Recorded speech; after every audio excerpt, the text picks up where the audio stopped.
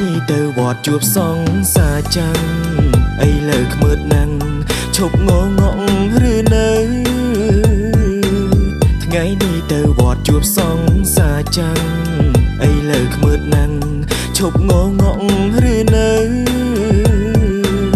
ប្រហែលគ្មានអ្នកស្រឡាញ់ទេមើលទៅ